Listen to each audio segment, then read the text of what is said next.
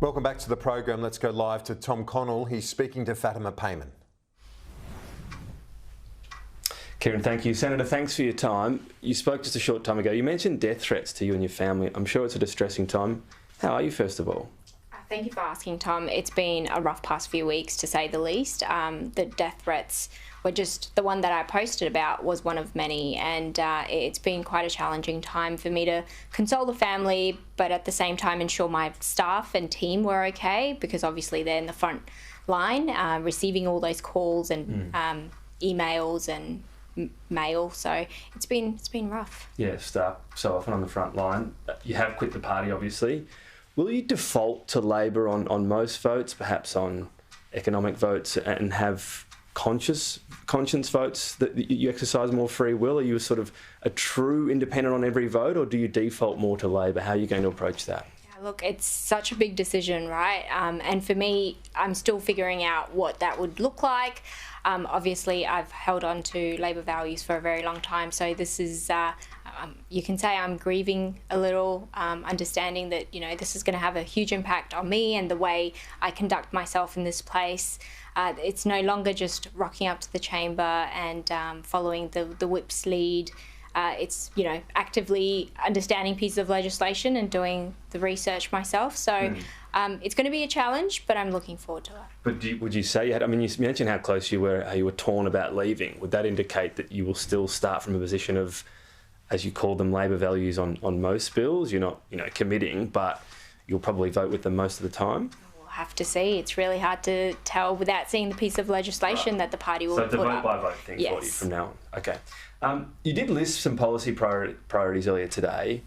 Look, off the top of my head, they did seem to align with a lot of Greens' priorities as well. Would you consider joining that party, or are you ruling that out? No, I will not be joining the Greens party. And I wouldn't characterise that those policy areas were, you know, the full extensive list. There are many other issues, but I only had limited time to, you know, talk about them. Namely, mental health is something I didn't mention, but that's something that I'm really passionate about. And yeah, so I wouldn't just categorise them as legislation or policy areas that the Greens only focus on. So you won't, you're not sort of waiting? You won't join them at all? I won't be joining them. No. Okay. You did point to national conference and the support for recognition of Palestine in 2021 and 2023. It did contain carefully selected words that didn't set a timeline on doing that.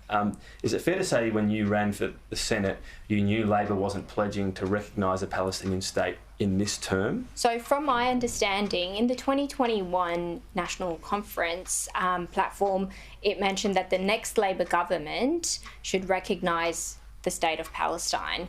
Now, I don't have it on hand with me, but if we can go back and refer to it, it was indicating that currently Labor's in opposition, but should they win government, that, you know, it was a clear mandate from our rank and file members and unionists and members for us to consider that. So for me, you know, it was a matter of if not now, then when. And you consider that of this term? I mean, government can be absolutely, but you cannot consider that of this term, did you? You cannot take being in government for granted, right? Like, this is a volatile place, anything can happen.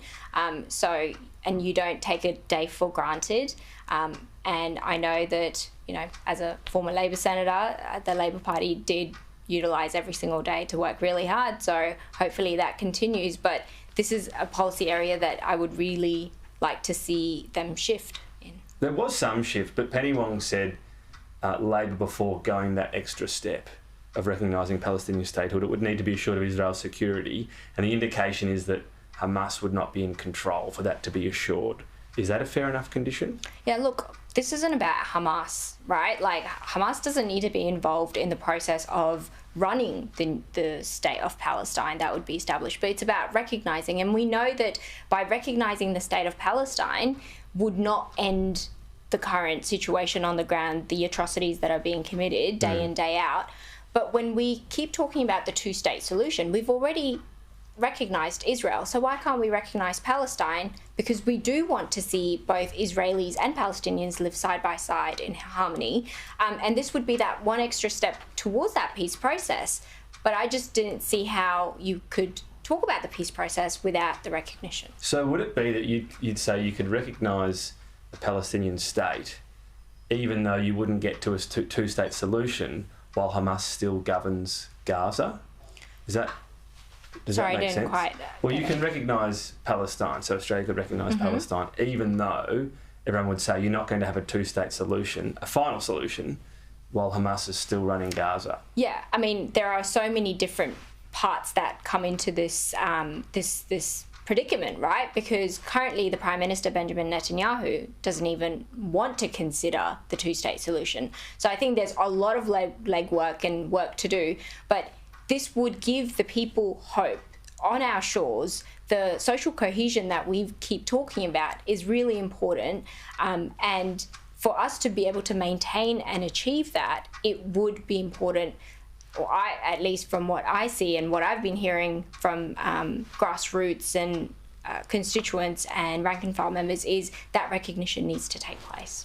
On the front of Parliament today, there was a sign saying, "From the river to the sea, Palestine will be free." What does that phrase mean to you?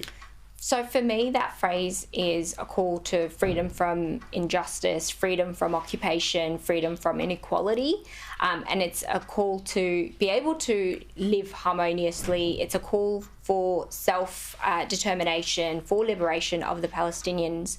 But what happened outside, you know, I do not condone any form of trespassing. Like, that was not correct. People are angry, and, you know, it's an important way of expressing, you know, people can express it, but they shouldn't be trespassing buildings where, you know, they help the cause. No, it isn't helping the cause, but it's also putting themselves and the public at risk.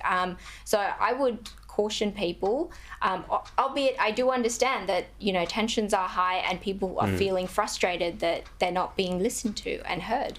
But the phrase has, when you mentioned cohesion before, it clearly offends many Jewish people. They construe it to mean there's no Israel within that. It's all Palestine. It has been used in that way by Hamas leader before. Do you think it's inflammatory? Does it not help the cohesion you were talking about when it is used? Look, the Jewish community isn't a homogenous community, no, just like any other. Exactly. Yeah. Yes.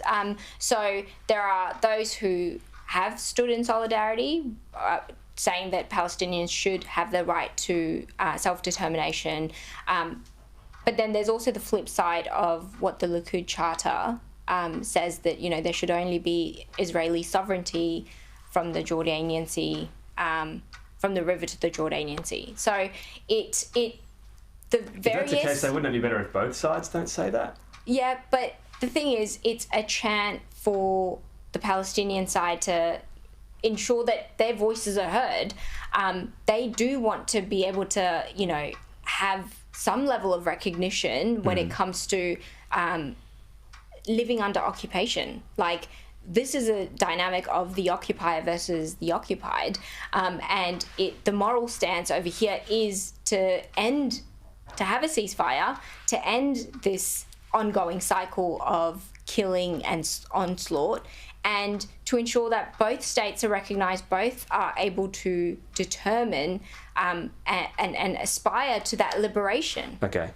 You've had one meeting with the Muslim Votes group. I understand it's very preliminary, but I'm interested in where you see this going, because the highest % of Muslim voters are in Labor-safe seats. If that group was seeking to unseat Labor MPs and send them a message, even if it means Liberal MPs win, is that a positive outcome, do you consider? Look, that's for the electorate to decide. Like, I'm not going to preempt and say what people should do and what they shouldn't do, and what the polls are going to look like on election night, and we're quite far away from it, from what I understand.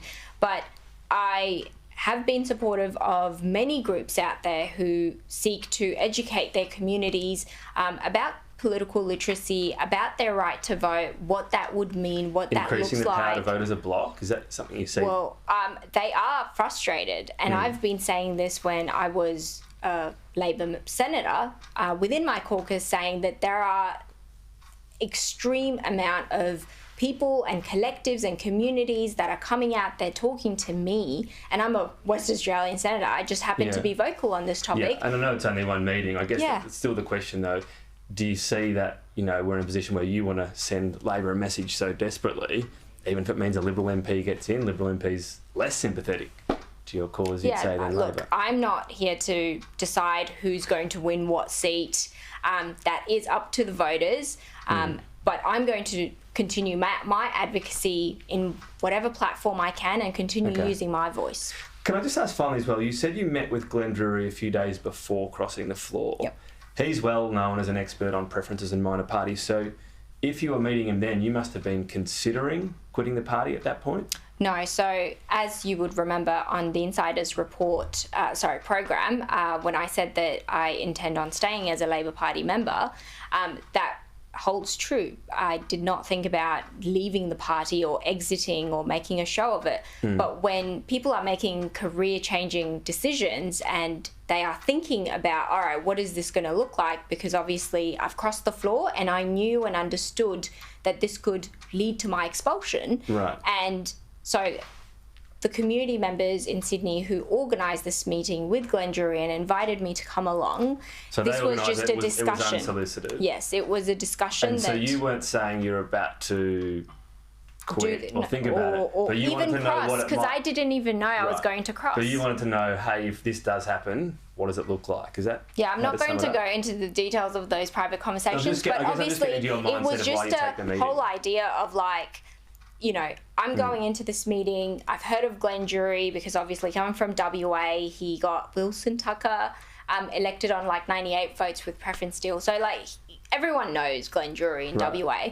And so when this came up as an opportunity to talk to somebody who is a political strategist, and I've spoken to other political strategists, like they may not be as well known, or you know, the media may not have so much focus on them, but I've had so many conversations. This was just one of many. I guess later MPs are going, well, hang on, she was planning this, she met with Glenn Drury. Why else would you meet him?